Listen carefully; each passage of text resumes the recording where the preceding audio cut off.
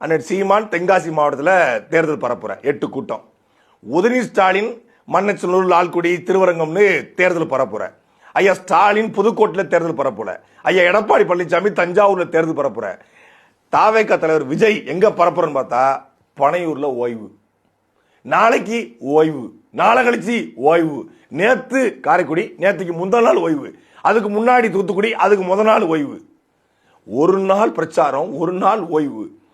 இன்னைக்கு தொடர்ச்சி அடுத்த 3 நாள் ஓய்வு. ஏன் ஓய்வுன்னு கேட்டா நிர்வாக சிக்கல்களால் நாங்கள் ஓய்வு. கவலை தோய்ந்த உங்க முகங்கள் முன்னால் இருந்தாலும் கட்சி அலுவலர்கள் பின்னால் அழைப்பதால் நான் செல்கிறேன் என்று போவார் விவேக்.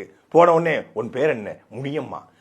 முனியம்மா, நீ எந்த மணியம்மா, மார்கழி பனியம்மா, மனதுக்குள் மலையம்மா, ஐயோ அம்மம்மாள் வைத்து விட்டால் ஆப்பம்மான்னு போவார்ல. அது மாதிரி கவலை தோய்ந்த முகங்கள் முன்னால் இருந்தாலும் கட்சி வேலைகள் பனையூரில் அழைப்பதால் சார் பனையூர்ல படுக்க போயிட்டாப்ல. பனையூருக்கு போய் ஓய்வு எடுக்கிற ஒருத்தருக்கு எதற்கையா அரசியல்? எப்படி ஐயா மாற்றம்? அதாவது நம்மகிட்ட இருக்கிற கேள்வி ரொம்ப எளிமையான கேள்விதான். எம்ஜிஆர் மாதிரி வரப்போறாரு, அண்ணா மாதிரி வரப்போறாரு. எம்ஜிஆர் அண்ணாவுக்கு அப்புறம் மாசு விருத்தாருன்னா எம்ஜிஆரும் அண்ணாவும் கால்படாத கிராமங்கள் இல்ல.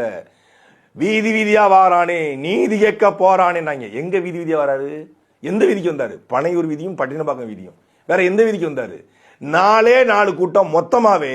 இன்னும் 10 நாள்ல அவர் மொத்தமா கவர் பண்ணாலும் எல்லா மாவட்டத்துக்கும் போக முடியாது, எல்லா தொகுதிக்கும் போக முடியாது, எங்கேயும் பண்ண முடியாது. 4 மண்டலமா கூட்டம் போட்டுருந்தா கூட மொத்த மாதிரி அமைய ஜெயலலிதா வந்து என்ன பண்ணுவாங்கன்னா, தென் மாவட்டமா மதுரையில, திருச்சி மண்டலமா திருச்சியில, கோவைக்கு 1, சென்னைக்கு 1, 4 போட்டு முடிச்சுட்டு போவாங்க. பெரிய தலைவர்கள் பண்ணுவாங்க. அப்படி கூட பண்ணுவதற்கு ஒரு ஐடியா ஏன்டா கேட்டதான். இது ஒரு 9 கோடி கொடுத்து ஜானு ஏன்டா கேட்டதான் நான் ஃப்ரீயா இலவசமா சொல்லியிருப்பேன்.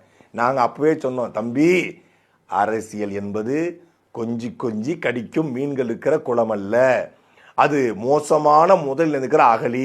ஒவ்வொரு அடியும் பார்த்து வைக்கணும். இல்ல என் குடும்பமே பனிச்சிறக்கல மேலே இங்கேயும் போன குடும்பம், நான் அப்படித்தான் போவேன்னா போய் சாவு.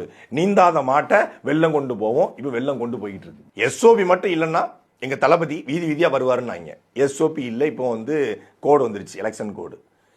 எலெக்ஷன் கோடு வந்தாலும் சென்னை மாநகர ஆணையரும் தமிழ்நாடு அரசும் சேர்ந்துக்கிட்டு எங்களுக்கு சென்னைக்குள்ள நெருக்கடி கொடுக்குறாங்க. திருச்சியில பேச முடிஞ்சது, இங்க பேசலன்னாங்க. இப்ப மாநகர ஆணையர் அருணையும் மாத்தியாச்சு. காவந்து முதலமைச்சராக இருந்தாலும் அவர்கிட்ட அதிகாரம் இருக்குன்னு சொல்லி ஆதவ் சொல்றாரு. அந்த பக்கம் பார்த்தா கேர்டேக்கர் கவர்மெண்டா இருப்பதனாலதான் நாங்க கூட்டம் போட முடியும் விஜய் சொல்றாப்ல. அனுமதியே கிடைக்கல, தேர்தல் ஆணையமே ஒருதலை பட்சமா இருக்குன்னாங்க.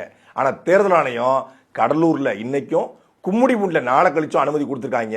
2மே ரத்து செய்யப்பட்டிருக்கு. கேட்டா நிர்வாக சிக்கல். அந்த நிர்வாக சிக்கல் என்ன?